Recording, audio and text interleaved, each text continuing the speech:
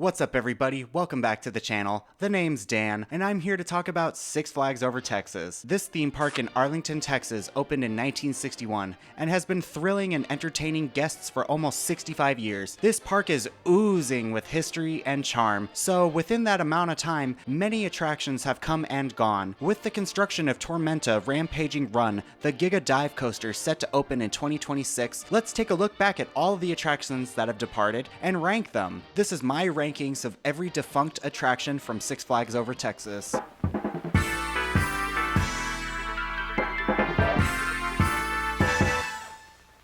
Now before we start, just a couple disclaimers. This is all purely hypothetical. Even if I haven't personally ridden one of these attractions, I'm just gonna base it off of similar rides that I have ridden or how I would think they would run. I'm not gonna rank any of the kids' rides, shows, stages, events, or anything like that. This is just the rides. And finally, this is just my opinion, so don't take it too seriously. We're all here to have a good time. And at the very bottom of the list, number 37, Little Dixie Carousel. Opened from 1961 to 1974. This was a carousel that was powered by mules and was located in the Confederacy section of the park, now named Old South. In case you don't know, Dixie is a reference to the Confederacy, a cluster of 12 states that separated from the US in the 1860s, basically because they couldn't own slaves anymore. The Confederacy was one of the 6 nations that occupied Texas, hence the name, but from a modern day perspective, unless we're in a Civil War history museum kind of context, anything referencing the Confederacy instantly gets the chop. Plus the whole powered by mules thing is just gross. Funny enough, this ride operated for 13 years, 3 times the length the Confederacy actually lasted. Heck, even my gay ass YouTube channel has lasted longer than the Confederacy. Number 36. Los Conquistadores Mule Pack Ride. Opened from 1961 to 1962. This is an opening day attraction where guests are carried by mules along a trail. Leave the animals out of this, they shouldn't be in theme parks carrying people like that. This attraction only operated for 2 years, which isn't long in the grand scheme of things. But with the obesity rate in Texas starting to rise at this time, this attraction wouldn't have lasted much longer anyway. Have you had to live your life with obesity? Make some noise for the obesity dogs! Number 35, Las Cochesas Cabras, opened from 1961 to 1963. Another opening day attraction where children are pulled around a course by animals, but this time it's goats. Those poor goats. This attraction lasted 1 year longer than the Mule Pack ride, so I guess goats are stronger, but not by much. Number 34, Overland Butterfield Stagecoach. Opened from 1961 to 1967. And the last of the animal-powered rides on this list, this was a horse-powered stagecoach ride. Out of all the animal rides, this one is probably the least offensive because horses can carry much more. And it looks like it went through a bunch of theming as well, which is cool. There's very little photos and videos of this ride, but in this one picture, for example, I love the skeletons in this particular scene. The one in the bowler hat is ripping that piano. The one in the cowboy boots is obviously drunk, which is funny, because you'd think the liquor would go right through him. And this madame over here, she is serving in those heels. Apparently some of these set pieces from this ride were reused on the Six Flags Railroad near Runaway Mine Train and Superman Tower of Power. So next time you're on the train, get a whiff of those past remnants. Number 33, Gotham City Sprayground. Opened from 2006 to question mark? Now, I know what you're thinking. This isn't a ride. Well, back in 2006, the park opened 10 new rides to celebrate the park's 45th anniversary, including La Fiesta de las Tazas, Caddo Lake Barge, Rodeo, Cloud Bouncer, Boot Scootin', Batwing, Crazy Legs, Acme Rockin' Rocket, Sidewinder, and Gotham City Sprayground, a splash pad located in front of Mr. Freeze. If the park is calling this fountain a ride, screw it, I'll count it. I can't remember the last time I've seen these fountains working. It doesn't really look good as it is, and it's really giving trypophobia. Six Flags Over Texas has been making strides in park improvements the past few years, so I'm certain it will be dealt with at some point. Or maybe I'm wrong and was just never around to see it squirt. I'll just call it defunct with an asterisk. Number 32, Rodericulus. Opened from 1975 to 1988. This is a standard Reverchon Himalaya spinning attraction, which takes guests on a circular curved track with several hills forwards and backwards. This was located in the Good Times Square section of the park. Personally, I'm not a fan of these rides because I'm a weak little bitch and repetitive spinning gives me a headache, but I will say the presentation and architecture of this ride is top notch. Number 31, El Diablo, open from 2019 to 2024. I rode this Larson Superloop once its opening year and said, yeah, I'm good. Again, any rides with repetitive motion, I'm just not a fan of. Also, the hang time was just too much. But I will say, it was fun to watch off-ride. Plus, the lighting package at night was spectacular. Number 30. Crazy Legs, open from 1973 to 1982. This was an Irely aircraft octopus ride and was located in the Good Times Square section of the park. Nothing much to say about this one. This is a standard spinning flat ride you can find at most parks and carnivals. It's not really dressed up nice or anything, so it's whatever. Number 29, Caddo War Canoes, open from 1961 to 1983. This was a canoe ride located in the back of the park. Given the lack of footage, I'm not sure what the layout consisted of, but based on this photo, it looks like you got up and close with the finale of Runaway Mine Train, which would have been cool to see because nowadays that section of the lake is covered with shrubbery and Superman Tower of Power. As a ride itself, I'm lazy and don't like the idea of paddling my own canoe, so I probably would have only ridden this once anyways. Number 28, Skull Island, open from 1961 to 1982. Originally only accessible by a motor-powered raft, this was an interactive playground island area for kids, very similar to Tom Sawyer's Island at Magic Kingdom, for example, but this one features a giant skull as the centerpiece. I wonder how they came up with that name. This area went through many changes throughout its lifetime, eventually being overtaken by the construction of Roaring Rapids plus Runaway Mountain. But all hope is not lost. That very skull from this attraction is now on tour with Lady Gaga for the Mayhem Ball Tour, which was one of the best concerts I've ever seen. Go see it if you have the chance. Number 27, Feral Carril Fiesta Train,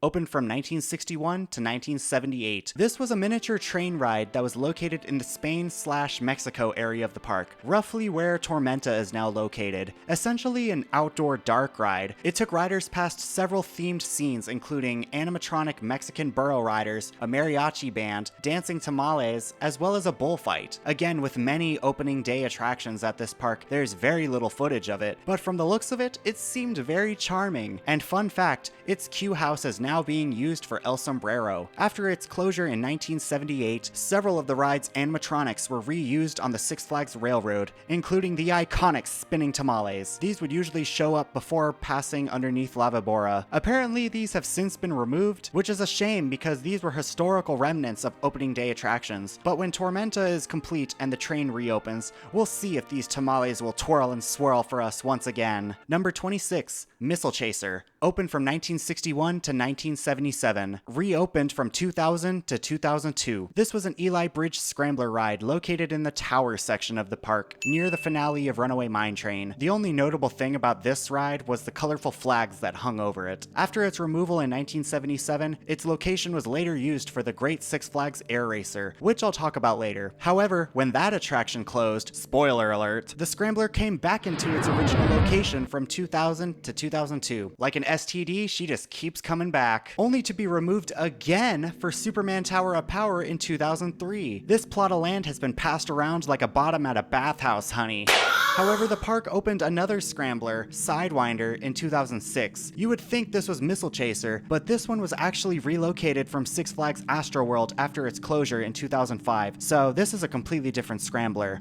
Number 25, The Cave, opened from 1961 to 1991. Built by Aerodynamics, this dark boat ride took guests inside a cave, where they met the Spelunkers, an original set of wacky, fun-loving characters created by the park. And these guys look like Phineas looking straight forward. There's no actual narrative going on here, just scenes of the Spelunkers hanging out and doing their thing, with some cool visual effects as well. Also worth noting that for a while, guests could sit inside circular boats that faced outwards instead of forwards, so you could ride this backwards if you wanted to. I'm sure it was a trippy experience, and the spinning tunnel looked very cool. Number 24, Harley Quinn Spinsanity, opened from 2006 to 2018. This Huss Troika was located in the Good Times Square section of the park. Funny enough, this ride was a combination of two former Troika attractions, one that operated at La Ronde in Montreal from 1976 to 2004, and the other at Six Flags Astroworld from 1981 to 2005. So this Frankenstein of a ride opened for the park's 45th anniversary in 2006 under the name Crazy Legs, a reference to the former attraction of the same name. Recycling is cool! In 2016, when the last bits of Good Times Square was absorbed by another Gotham City expansion, like a frickin' virus, Crazy Legs was rethemed to Harley Quinn Spinsanity and given a new color scheme. However, in 2018, this ride was dismantled to make way for some new restaurants and seating areas. It's still located at the park though. All of the parts are in the boneyard underneath Titan, so they could rebuild this if they wanted to. We'll see. Now get ready for trouble and make it double, because number 23, Harley Quinn Spinsanity, opened from 2018 to 2023. This ABC Rides Tourbillon was another attraction that I rode its opening year and said, yeah, I'm good. It's a great idea in concept, and it gets major points for the unique gyroscope factor, but the actual ride experience, which was full of awkward hang time and spinning, made me hella nauseous. The flow of it was just not enjoyable. Undoubtedly more fun to watch than to actually ride, and it also looked fantastic at night. This was another ride I actually got to work at in 2021, and it was one of my favorite rides to operate because it was so freaking unreliable. If I was assigned to work Harley Quinn Spinsanity, I knew I would have an easy day, because most of my day I would be chilling in the operator booth, in the AC, waiting for maintenance to come back. At most, I counted 10 breakdowns in one day. Given its prototype nature is not surprising. Objectively, everything about this ride was a dud, but I had a fun, easy time working at that ride. Number 22, Spinnaker, opened from 1977 to 1995. This was a Schwarzkopf enterprise that was located roughly where Runaway Mountain is now. Basing this off of my one ride on Catwoman's whip, I probably wouldn't have been fond of this ride either, but it's a Schwarzkopf, so it's okay. After its removal in 1995, it was sent to Six Flags Fiesta, Texas, where it operated as Wagon Wheel until 2011. Number 21, LaSalle's River Expedition, opened from 1961 to 1982. Built by Aerodynamics, this was basically Six Flags' version of the Jungle Cruise, located at most Disney parks. A tracked boat ride that traveled past animatronic animals and various show scenes, led by a humorous tour guide with the most French accent ever. Notable scenes include a battle between the Spanish and the French, a secret cave full of treasure, an Indian village, plus animal attacks. A technological achievement in its early years, but caricatures of Native Americans aside, it just didn't look too great. Look at this little goober right here, he's so cute! And in this one scene, they put a lot of emphasis on this beaver chopping down a tree that blocks your path. Look, he's cutting a tree down! Look at him! There it comes, Duck!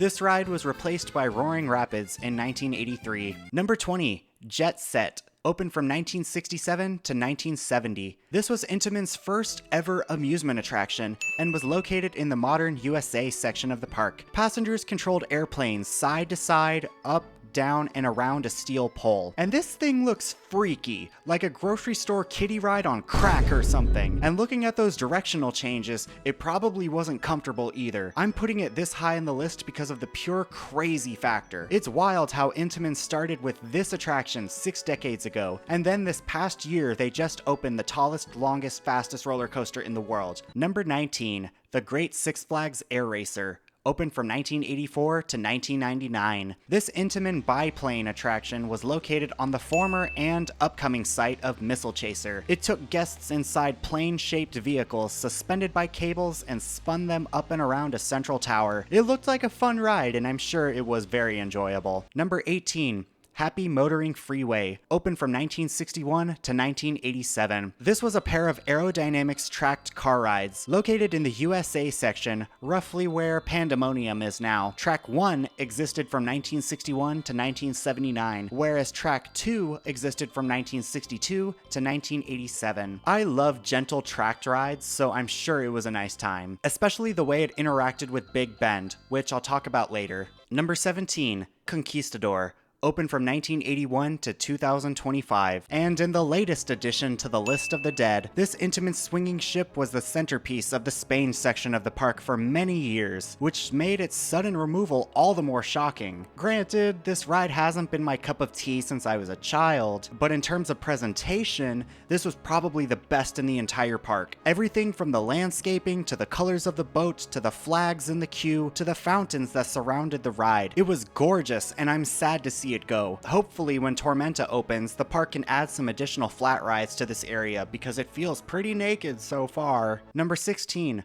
Wildcatter. Opened from 1982 to 2007. This was the first ever free-fall attraction built by Intamin, standing 128 feet tall, where guests would ride in elevator-style cars, up an elevator-style lift, then drops riders down an elevator-style drop onto a ramp on their backs, elevator-style, then drops below and returns to the station. I was scared of big rides for many years, and I had one opportunity to ride this drop tower as a kid, and I chickened out last second. I told myself, next time I'll actually ride it. But that didn't happen because they freaking imploded it a few months later! To this day, one of my biggest regrets. It was replaced by Tony Hawk's Big Spin, now named Pandemonium. These drop towers are fascinating and crazy unique, and I'm hoping Dorney Park can keep theirs open for just a little bit longer so I can make it up there. Number 15, Bumper Cars. Opened from 1973 to 2007. This was your standard Bumper Cars ride located in the Good Times Square section of the park. For this one, you went in a full circle. This was yet another ride I only experienced once, as I was just barely tall enough to drive my own car. And of course, for 10-year-old me, it was a blast. After that, this ride went standing but not operating from 2007 until 2016 to make way for Catwoman's Whip. These rides are fun, and it's sad to see them slowly disappear from park lineups. Number 14,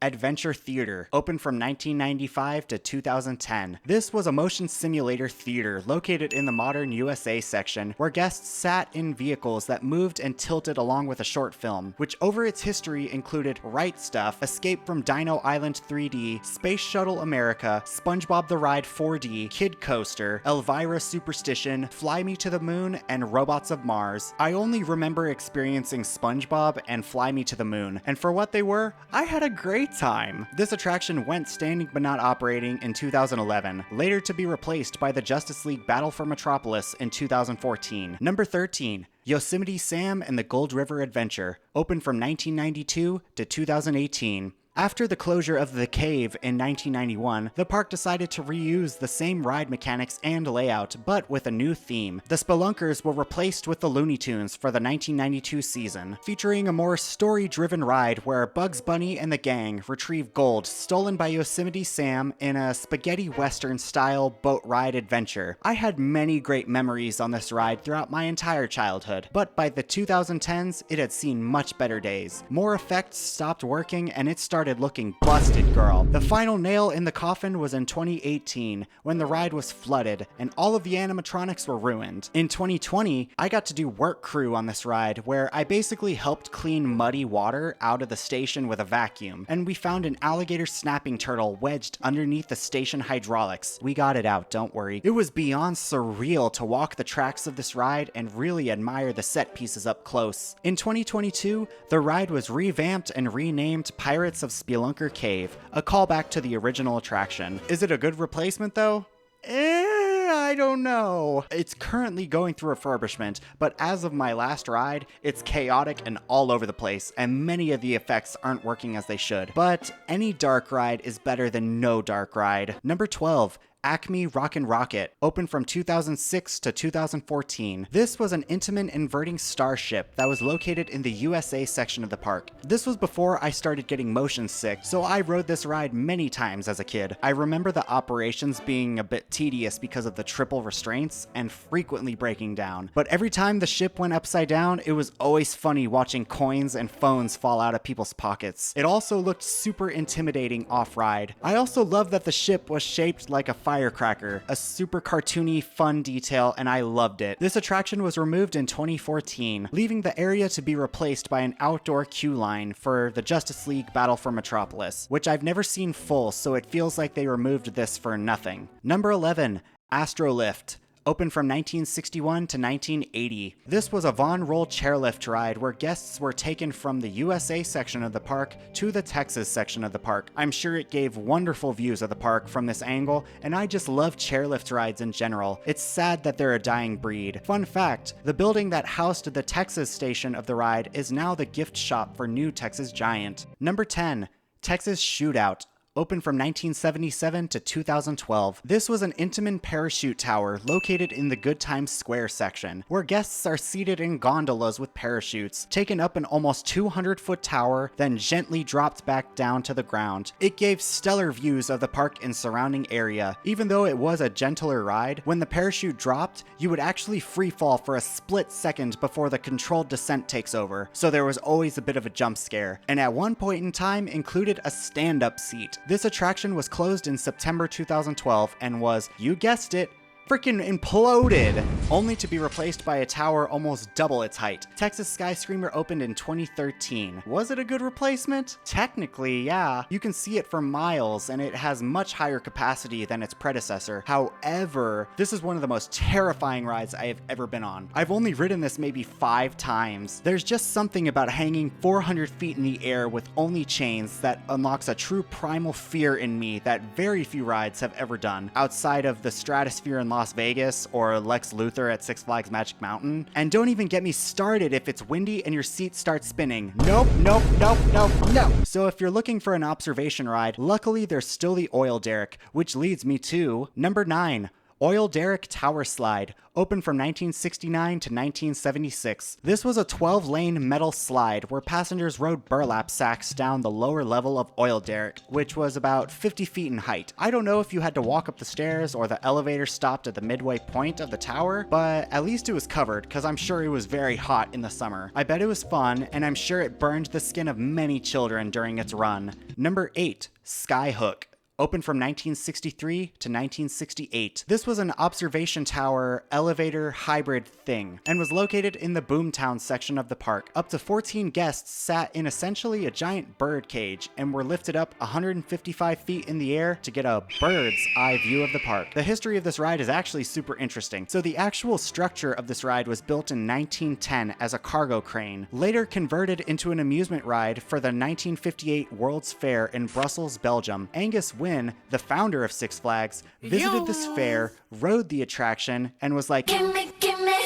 So in 1963, they managed to locate this exact tower, bought it, and shipped it to Six Flags Over Texas and rebuilt it as Skyhook. While popular at first, this ride was plagued with maintenance issues, since it was literally a construction crane converted into a ride. Plus, its low capacity and slow ride cycle didn't help either. After the 1968 season, Skyhook was removed and shipped to Six Flags Over Georgia, where it operated for a few more years. Then, it was shipped to Magic Springs in Arkansas and used as a bungee tower. It was then eventually scrapped. The location of Skyhook was later used for the mini mine train. Luckily, the park constructed Oil Derrick for the 1969 season, a much more legit observation tower in almost every way, and it still towers over the park today. I'm sure Skyhook was a crazy unique experience, which is why it's so high on this list. Number 7, La Cucaracha, opened from 1961 to 1964. Many people tend to think Runaway Mine Train was Six Flags' first roller coaster. Well, guess what? You're wrong. It actually belongs to La Cucaracha, an Alan Herschel Wild Mouse roller coaster, originally opening as Sidewinder in the USA section of the park, the name being a reference to Angus Wynn's name. This coaster opened with the park in 1961. Then, in 1962, the coaster was relocated to the Mexico section and renamed La Cucaracha. By 1964, Six Flags was a major success and wanted to build higher quality, higher capacity attractions that couldn't be found at your local carnival, so the park closed the coaster at the end of the season. The location of this ride was later used as an employee cafeteria. Luckily, a handful of these Wild Mouse coasters still exist today, such as Mad Mouse at Little America or Mad Mouse at Arnold's Park. They didn't want to change that name, it was just too fire. In terms of ride experience, the closest comparison I could think of is Cyclone at Wonderland and E&F Myler Wild Mouse. These kind of old-style portable Wild Mouse coasters are crazy,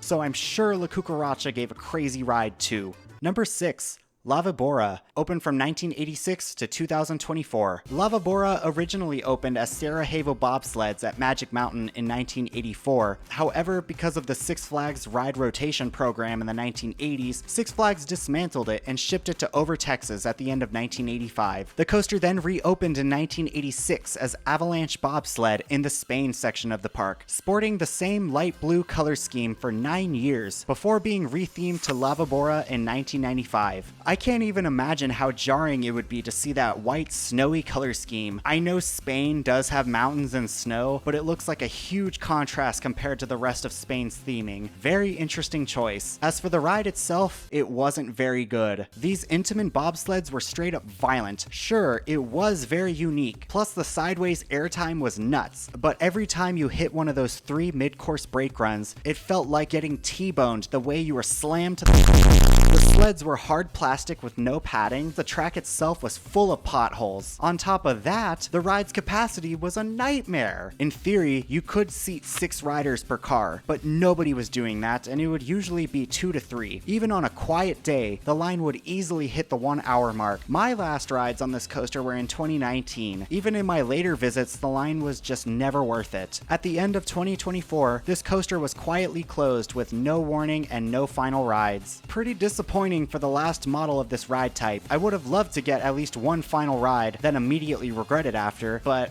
whatever. Once Tormenta Rampaging Run was announced as its replacement, everyone was like, lava, who?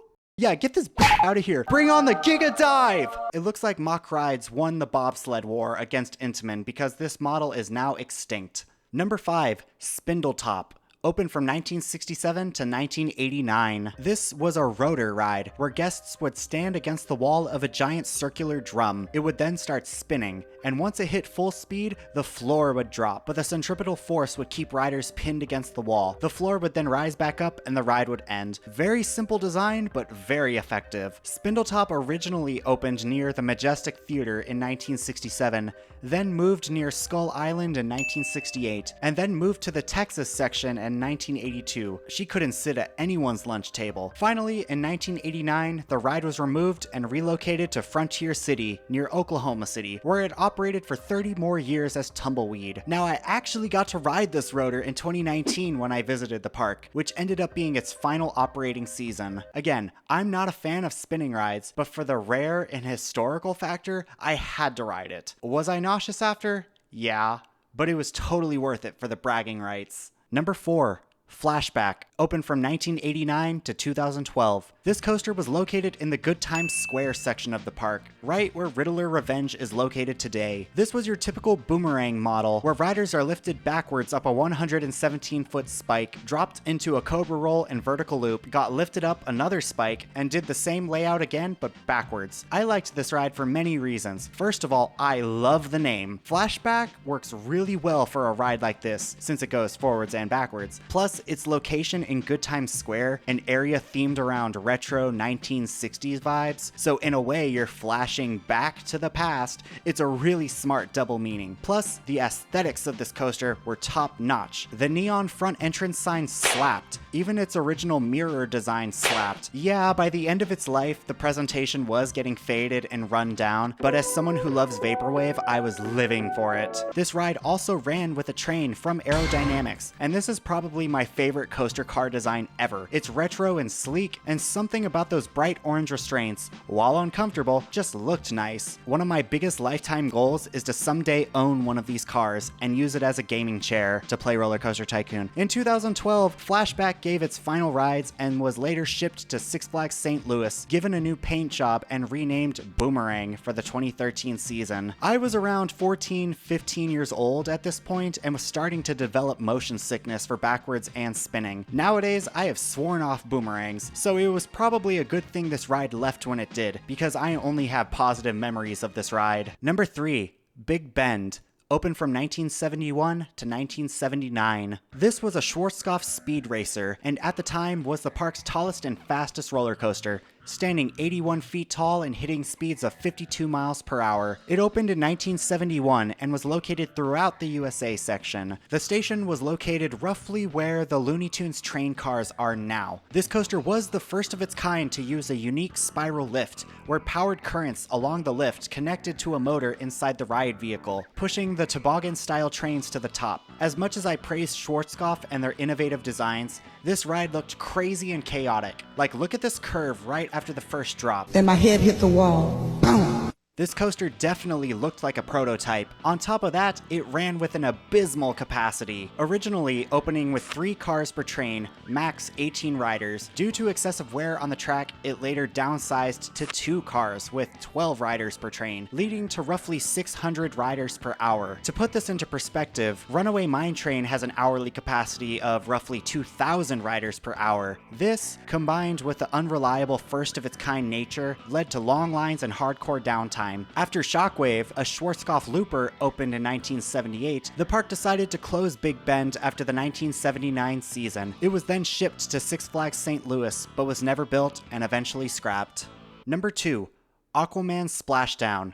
Opened from 1987 to 2018. This was a Hopkins Shoot-the-Chutes boat ride located in the USA section of the park. This ride opened in 1987 as Splashwater Falls. Then in 1995, with the addition of the Adventure Theater showcasing the right stuff, the ride was then renamed Splashwater Free-Entry Test Simulation. God, what a mouthful. In 2000, it was renamed Splashwater and had no theming. Then in 2007, it was renamed again to Aquaman Splashdown.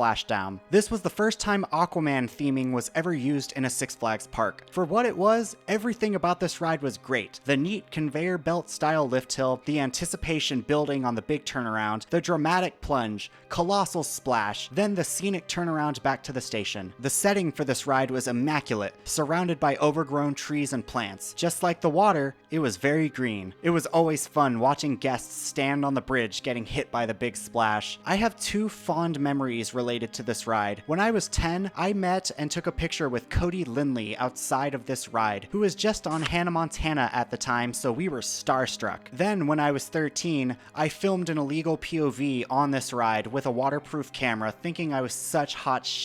That video hit 4,000 views, and for me, that was my first ever taste of virality. This ride was closed in 2018 after a park-wide flood basically ruined the ride. For a superhero that thrives in water, it's really funny that Aquaman got defeated by water. It was soon replaced, or should I say, eventually replaced by Aquaman Powerwave in 2023. Don't get me wrong, I really like Aquaman Powerwave. The launches are strong and the airtime is really nice, but it's such a shame they had to remove so many trees to make room for this ride. Now that whole area feels like a giant blacktop concrete jungle. On top of that, because the park underestimated the sheer size of the waves created by Aquaman, they had to build these giant ugly walls surrounding the splash zone, reducing what would have been an amazing view. Anyway, Aquaman Splashdown was a great ride and was the pinnacle of hot summer nostalgia for me. Number 1.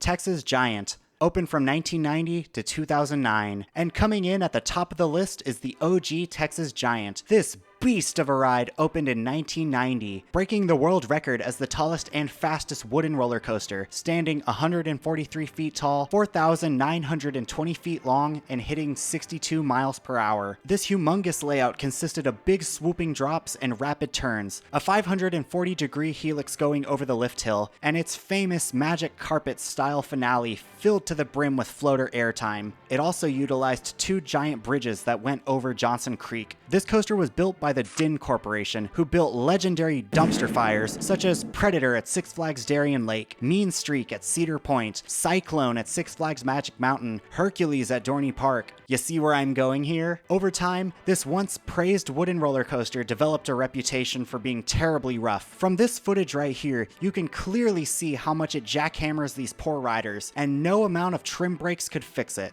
This is yet another attraction at the park that I only rode once. In 2009, the year before it closed forever, there were signs everywhere announcing its closure, and I wasn't going to have another Wildcatter situation, so I buckled up and rode it. Pretty much the only things I remember were 1. It was rough, and 2. I was scared and directed most of my attention towards a quarter as it was bouncing and moving along the floor of my car. And that was that. I conquered it and said farewell. We're at the top of Oil Derrick right now, and here's some updates of Texas Giant. It's really big and really steep, and when it reopens in 2011, it'll be the steepest wooden roller coaster in the world.